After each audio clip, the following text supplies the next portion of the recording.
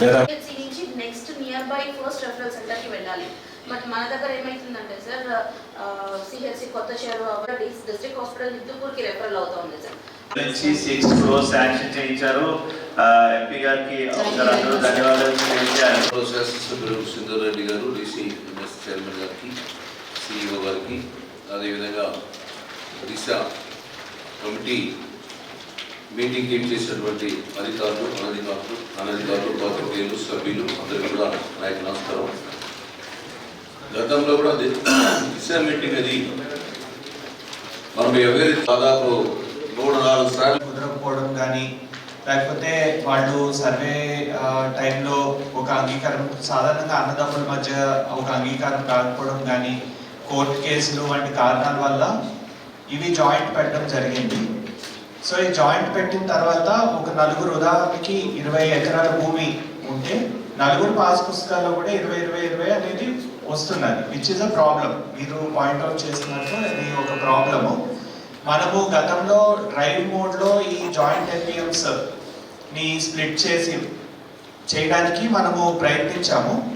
ఎవరైతే ఎక్కడైతే ఇలాగా జాయింట్ అయింది దానికి సంబంధించి మాడ్యూల్ ఎనేబుల్ కూడా అవుతుంది కొద్ది రోజుల్లోని. అవ్వగానే ఈ జాయింట్ ఎన్పిఎంస్ ప్రాబ్లం ఏదైతే ఉందో అది రిజాల్వ్ అవుతుంది.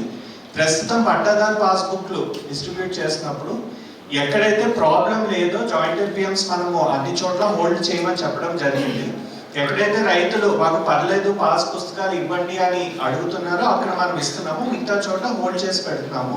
ఇక్కడ రైతులు మీరు పాయింట్అవుట్ చేసిన గ్రామము లో రైతుల సమస్య ఉంటే మేము ప్రయారిటీ బేసిస్ మీద దాన్ని రిజాల్వ్ చేస్తామండి.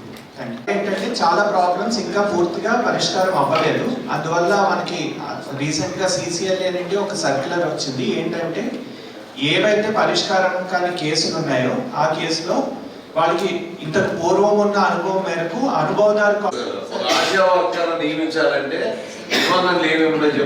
ఇలాంటి బిల్లు కాలేదు, ఏ బుక్ రికార్డ్ అయింది కానీ దానికి ఇక మిగిలిన ఆధారాలు ఉన్నాయా లేదా, చాలా వందలాది అధికారులు చుట్టూ తిరిగాడు, ఇంతవరకు ఆ అబ్బాయి న్యాయం జరగలేదు. తర్వాత సార్ ఇంకోటి మోపులపల్లి విలేజ్ కూడా అట్లే ఉంది, కమ్యూనిటీ భవన్ ఏదో కట్టారు, దానికి మళ్ళీ దానికి అది కాంపౌండ్ వాల్స్ కూడా చాలా పెండింగ్ ఉన్నాయి ఆ మండలంలో. మా దృష్టికి తెలిసి మీరు కూడా ఆ మండలంలో మొత్తం మీరు ఆ మండల స్వరూపం మొత్తం మీ ఇద్దరికీ తెలుసు, ఎందుకంటే ఇద్దరు కూడా అక్కడ అధికారులకు పనిచేశారు. దయచేసి వాళ్ళను కూడా మీరు పంపించే లిస్టులో ఆ దిశ మీటింగ్ లో వచ్చినటువంటి సమస్యల గురించి ఆ రోజు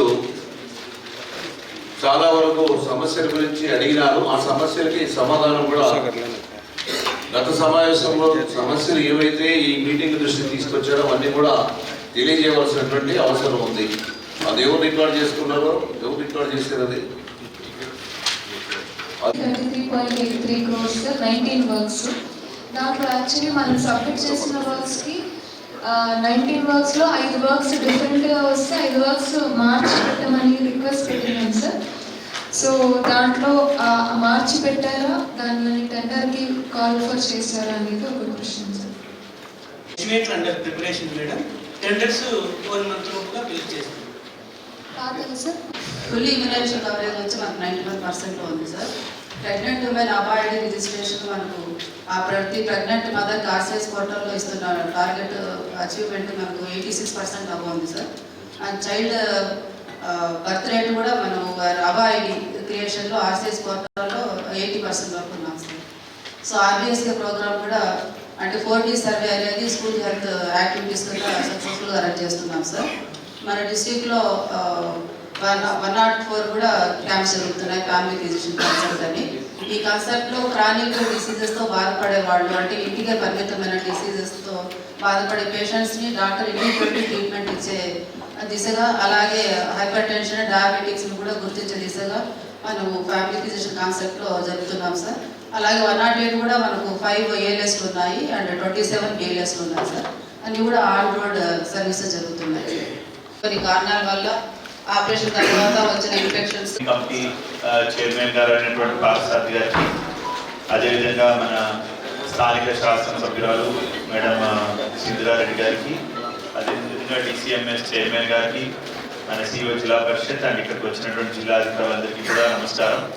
సో దిశా మీటింగ్ గౌరవ పార్లమెంట్ సభ్యుల ఆధ్వర్యంలో ప్రతి కేంద్ర ప్రాయోజిత కార్యక్రమాలైనటువంటి అన్ని పథకాల గురించి వాటి యొక్క పురోగతి, ఎంత వరకు దాన్ని మనం అమలు చేశాము, ఎంతవరకు అభివృద్ధి సాధించాము, ఇంకా దాంట్లో ఉన్నటువంటి గ్యాప్స్ ఏమైనా ఉంటే ఆ ఇష్యూస్ అన్ని కూడా మనం రేస్ చేస్తాము.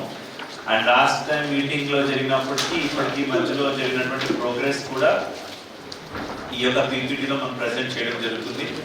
సో కేంద్ర ప్రాయోజిత కార్యక్రమాలన్నీ కూడా ఈ మధ్యకాలంలో చూసినట్లయితే అన్నీ కూడా పిఎఫ్ఎంఎస్ ద్వారా నేరుగా బెనిఫిషరీస్ కానీ గ్రౌండ్ చేసేంత వరకు కూడా అకౌంటబిలిటీగా ఉంది.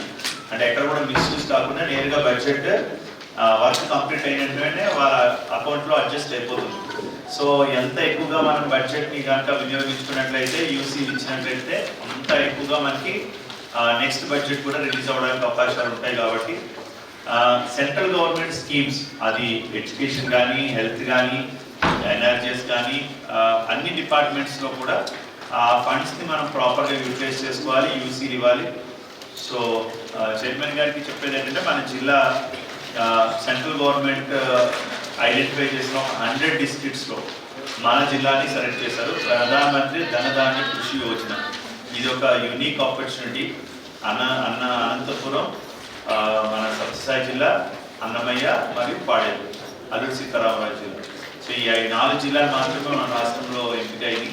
సో ఇది ఎందుకు అంటే ముఖ్యంగా బ్యాక్వర్డ్ ఏరియా కాబట్టి ఇక్కడ రైతుల యొక్క ఆదాయం డబుల్ చేయడానికి ఈ స్కీమ్ని ఉపయోగించుకోవచ్చు మనం. ఇది ఒక 6 years పాటు ఉండేటువంటి స్కీమ్ ఇది. సో అది ఒకటి మనం సెలెక్ట్ చేశారు కాబట్టి దానికి మనం పూర్తి స్థాయిలో వినియోగించుకోవడానికి అవకాశం